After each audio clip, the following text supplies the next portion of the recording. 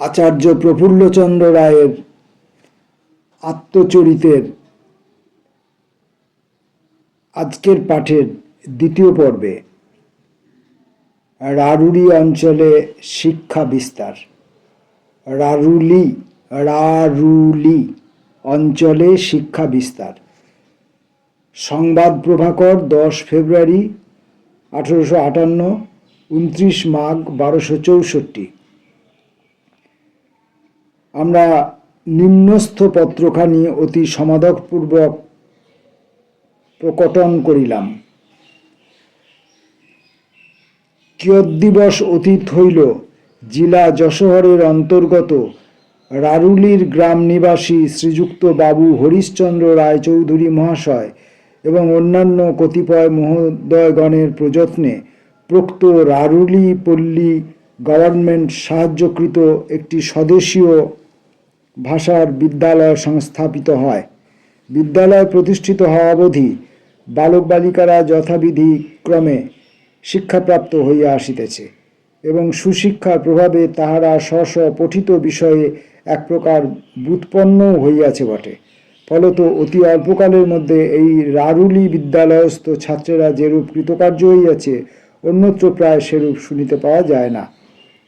বিগত পৌষ মাসে জেলা যশোহরের শ্রীযুক্ত কালেক্টর সাহেব তথা খুলনিয়ার ডেপুটি ম্যাজিস্ট্রেট শ্রীযুক্ত বাবু ঈশ্বরচন্দ্র মিত্র মহাশয় এবং অন্যান্য কতিপয় সদ্বিদ্যাশালী মাহাত্মগণ অত্র বিদ্যালয়ে শুভাগমন পুরস্সর বালক বালিকাকুলের পরীক্ষা গ্রহণে যথোচিত সন্তোষপ্রাপ্ত হইয়াছেন।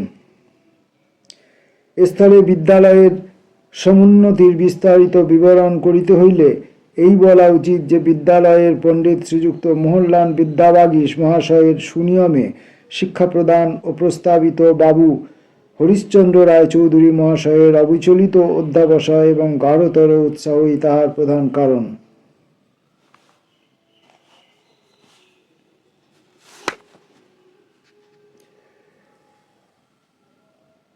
পরের সংবাদটি সংবাদ সাধুরঞ্জন, 24 মে 1858, 12 জ্যৈষ্ঠ 1265। নিম্নস্থ বিদ্যালয় সম্বন্ধীয় বিষয়টি অতি সমাদরপূর্বক প্রকটন করা গেল। গভর্নমেন্টের আনুকূল্যপ্রাপ্ত যশোহরস্থ রারুলি স্কুলের বালক বালিকার ছাত্রবৃত্তির পরীক্ষা বিগত বর্ষের সেপ্টেম্বর মাসে ডেপুটি ইন্সপেক্টর শ্রীযুক্ত বাবু দয়ালচাঁদ রায় মহাশয় গ্রহণ করিয়াছিলেন। তাহাতে 4 জন বালক ছাত্রবৃত্তি প্রাপ্ত হইয়াছে। প্রথম শ্রেণীর ছাত্র হরিশ্চন্দ্র বসু, নবীনচন্দ্র ঘোষ কলিকাতাস্থ মেডিকেল কলেজে ও শীতলচন্দ্র বসু পরেশচন্দ্র রায় যশোহরস্থ ইংরাজি স্কুলে আগামী 1 মার্চ হইতে প্রবিষ্ট ও অব্যাঘাতে 4 বৎসর পর্যন্ত ছাত্রবৃত্তি সম্ভোগে বিদ্যানুশীলন করিবেন। এই ছাত্রগণের অবলম্বিত অধ্যাবসায় সমধিক ফলপ্রদায়ক দর্শনে অন্যান্য ছাত্রগণের আশালতার উদ্দীপকতা বিদ্যাভ্যাসে একাগ্রতা জন্মিয়াছে। অল্পবয়স্ক শিশুগণের অন্তঃকরণের পরিশ্রমের পুরস্কার ছাত্রবৃত্তি প্রাপ্তের অভিসন্ধি সংস্পর্শে বিদ্যাশিক্ষার একান্ত অনুরাগ সঞ্চার। সুতরাং না হওয়ার বিষয় কি? এত অল্পকালের মধ্যে বিদ্যার্থীগণের এতদনুরূপ ফললাভ হইবে ইহা মনোরথের অগোচর। বিদ্যালয়ের সংস্থাপনাবধি দিন গণনা করিলে ইহার বয়ঃক্রম 2 বৎসর অতিক্রম হয় নাই। তাহার তুলনা এরূপ হওয়া কেবল উপদেষ্টাগণের সদুপদেশ শিক্ষা প্রণালীর সুকৌশলেরই মাহাত্ম্যই স্বীকার করিতে হইবে। সংস্কৃত কলেজে সুশিক্ষিত সুবিজ্ঞ শ্রীযুক্ত বাবু মোহনলাল বিদ্যাবাগীশ শিক্ষাবিধান করিতেছেন। গভর্নমেন্ট প্রদত্ত সম্পাদকীয় ভার শ্রীযুক্ত বাবু হরিশ্চন্দ্র রায় মহাশয় গ্রহণ করিয়াছেন। তিনি পরম বিদ্যোৎসাহী, বিশেষত স্বদেশ ভাষায় অসাধারণ জ্ঞান লাভ করিয়াছেন। তিনি প্রত্যহ অন্তত 2 ঘটিকা পর্যন্ত প্রগাঢ় উৎসাহ সহকারে উপদেশ প্রদান করিয়া থাকেন। সদুপদেশ অমূল্য অসমুদ্র সম্ভূত রত্নস্বরূপ, যে প্রকার দিনকরের কর নিস্তেজ বস্তুতে প্রতিফলিত হইয়া সেই বস্তু নয়ন প্রফুল্লকর শোভায় শোভিত হয়, তদ্রূপ সুমধুর উপদেশাবলী বালকগণের অন্তঃকরণে নীত হইয়া তাহাদিগের জ্ঞানাভাব ঔজ্জ্বল্য সম্পাদনা করে। স্কুলের অবস্থাক্রমে যেহেতু সমুন্নতি হইতেছে, তাহাতে তত্রত্য বালক বালিকারা ভাষা শিক্ষা, বিদ্যাভ্যাস প্রভৃতি উত্তরোত্তর পরিবর্ধিত হইবে। আমরা বোধ করি অব্যাঘাতে ৩-৪ বৎসর যথাবিধানে শিক্ষাকার্য সুসম্পন্ন হইলে বিদ্যালয়ের অনেকাংশে শ্রীবৃদ্ধি হইবে। বিগত 10 ফেব্রুয়ারি তারিখে ডেপুটি ইন্সপেক্টর প্রশংসিত বাবু বিদ্যালয়ের আগমন ও নিয়মিত রূপে পরীক্ষা গ্রহণে প্রতিগমন করিতে করিতে 12 ফেব্রুয়ারি তারিখে প্রধান ইন্সপেক্টর শ্রীযুক্ত মেং উড্র সাহেব মহাশয় বিদ্যালয়ের উপনীত হইয়া শিক্ষা সমাজের প্রচারিত পদ্ধতিক্রমে বালক বালিকাদের প্রত্যেককে এক এক করিয়া পরীক্ষা লইয়া অতীব সন্তোষ জ্ঞাপন করিয়াছেন। তদনন্তর সম্পাদক বাবুর যত্নাতিশয্যবশত সাহেব এই পল্লীর অনতি দূরবর্তী কাটিপাড়াস্থ গ্রাম্য স্কুল পরিদর্শন করিতে গিয়াছিলেন। তথায় চতুর্দিকে মনোহর পুষ্পোদ্যান পরিশোভিত, সুখসেব্য বায়ু সেবন সুবিসেবিত, সুবিস্তৃত সুসজ্জিত রমণীয় বিদ্যামন্দির দর্শন তথা কথঞ্চিত ছাত্রগণের এক্সামিন করিলেন। অতঃপর স্কুল সংস্থাপনকারী শ্রীযুক্ত বাবু বংশীধর ঘোষ মহাশয়ের প্রযত্নক্রমে এই স্কুলটি গভর্নমেন্টের তত্ত্বাবধানে আনার প্রস্তাব হইয়াছে। বাবু বার্ষিক ৩০০ টাকা চাঁদাইতে সম্মত হইয়াছেন। এ প্রদেশের মধ্যে এ স্থান সর্বপ্রধান। সকলে মনে করিলে, যত্ন করিলে মাসিক এত চাঁদা সংগ্রহ হয় যে তদ্বারা বিদ্যালয়, স্কুল অথবা কলেজ সংস্থাপন অনায়াসে ব্যয় নিষ্পন্ন হইতে পারে। কিন্তু মনের অনৈক্যতা, ধনের উন্মাত্ততা ও স্বতন্ত্রতা প্রভৃতি কারণে বিঘ্ন বিঘটন করে। এইক্ষণে গভর্নমেন্টের যত্নবাড়ি বিতরিত হইলে স্কুলটি চিরস্থায়ী হইতে পারে।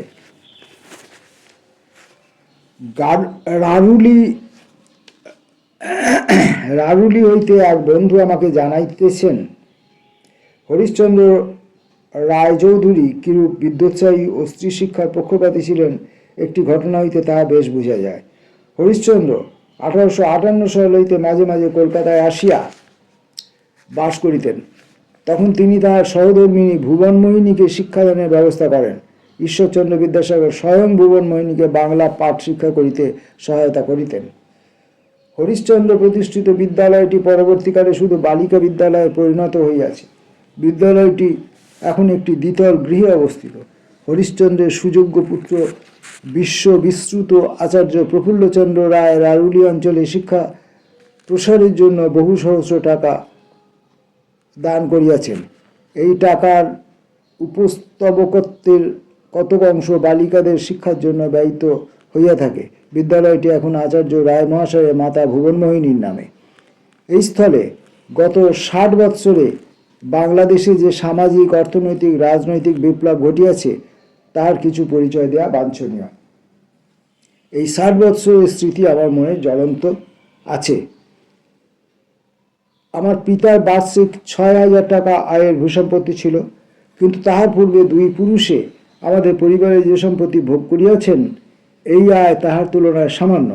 কেননা আমার প্রপিতামহ ও পিতামহ উভয়ই বড় চাকুরি করিতেন। আমার পিতা যে অতিরিক্ত সম্পত্তি লাভ করেন তার দৃষ্টান্তস্বরূপ বলা যায় যে তার বিবাহের সময় আমার পিতামহ আমার মাতাকে প্রায় 10,000 টাকার অলঙ্কার যৌতুক দিয়াছিলেন। আমার পিতার যেসব রূপার বাসন ছিল তার মূল্য কয়েক হাজার টাকা। আমার মনে পড়ে, আমার বাল্যকালে কয়েকজন বিশিষ্ট অতিথিকে একই সময় রূপার থালা, বাটি ইত্যাদিতে খাদ্য পরিবেশন করা হইয়াছিল। আমার পিতা মোগল বাদশাহের আমলের সোনার মোহর সগর্বে আমাকে দেখাইতেন। আমার মাতার সম্মতিক্রমে তাহার অলঙ্কারের কিয়দংশ বিক্রয় করিয়া অন্য লাভবান কারবারে লাগানো হয়। বস্তুত তাহার নামে একটি জমিদারিও ক্রয় করা হয়। আমার পিতা অর্থনীতির মূল সূত্রের সঙ্গে পরিচিত ছিলেন। তিনি বলিতেন যে অলঙ্কারে টাকা আবদ্ধ রাখা নির্বুদ্ধিতার পরিচয়, কেননা তাহাতে কোনো লাভ হয় না। তাহার হাতে যথেষ্ট নগদ অর্থও ছিল।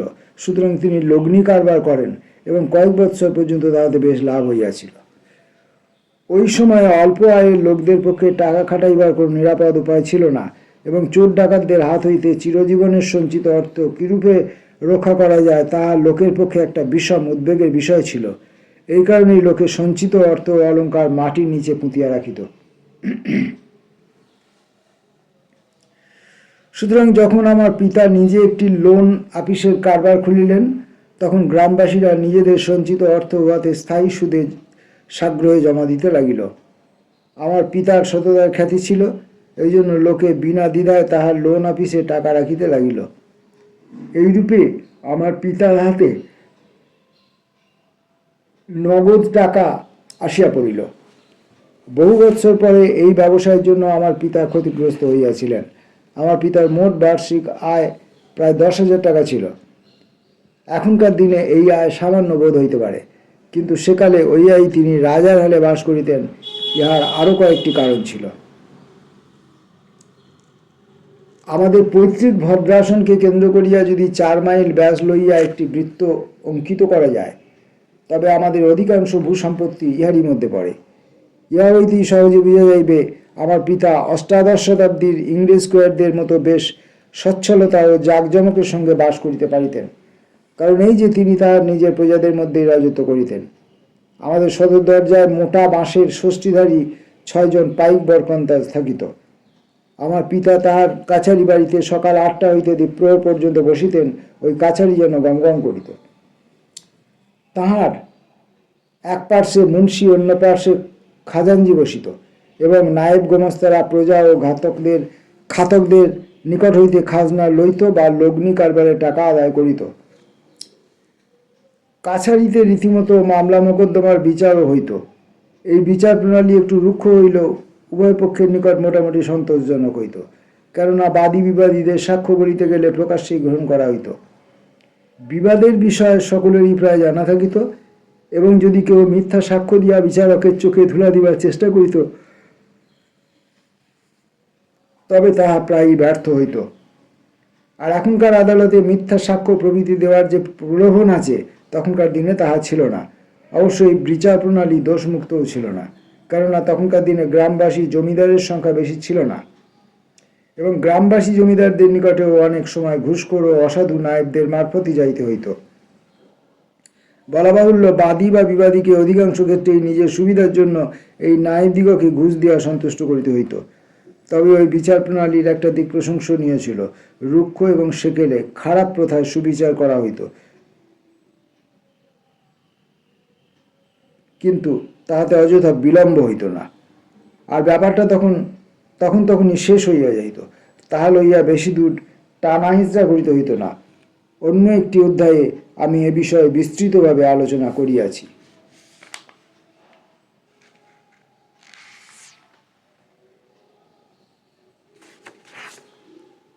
আচার্য প্রফুল্লচন্দ্র রায়ের আত্মচরিতের প্রথম পরিচ্ছেদ এখানেই শেষ হলো।